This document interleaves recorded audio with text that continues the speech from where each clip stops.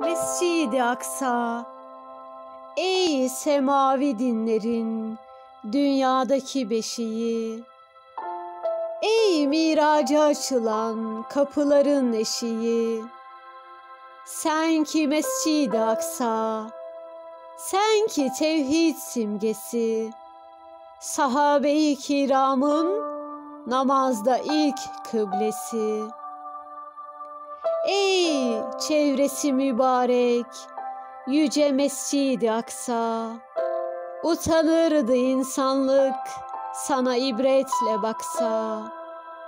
Sen ki şahidi oldun nice kanlı savaşın, dile gelse vahşeti haykırırdı her taşın.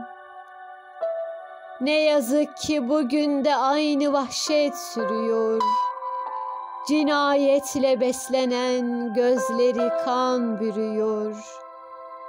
İşte yine sahnede peygamber katilleri, insanlığa kasteden cinnetin failleri. İşte yine çocuklar Gazze'de kan kusmada, bu seri katliama bütün dünya susmada.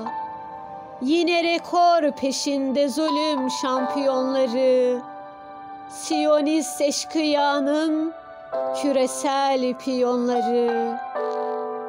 İşte yine sahnede Haçlı'nın fosilleri, medeniyet maskeli kudurmuş nesilleri.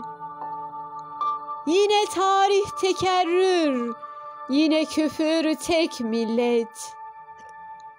Hepsinin genlerine kazınmıştır bu zillet. Ey 1,5 milyarlık dünya Müslümanları, hiç mi utandırmıyor bunca mazlum kanları? Bu zulmü boğmak için tükürmeniz yeterli. Selahaddin Eyyubi çıkıp gelse ne derdi?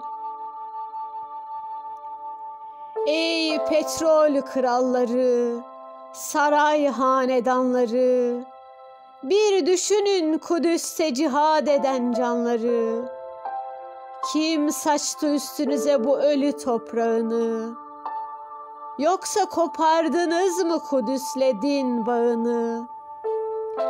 Halife Ömer gibi bir örnek olmasaydı, belki sizi affetmek biraz daha kolaydı.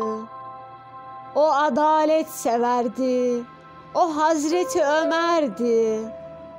Sizi bu halde görse saraylara gömerdi.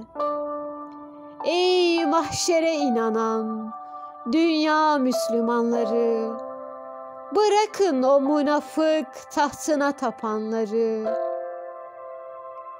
Allah'ın kelamını kaç bin kere duydunuz? Kıyamete kadar mı sürecek bu uykunuz?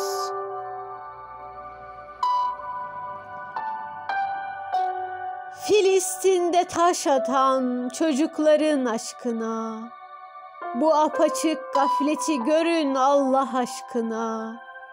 1,5 milyar insan bir kez ayağa kalksa, hiç garip kalır mıydı böyle Mescid-i Aksa? Hiç yalnız kalır mıydı böyle Mescid-i Aksa?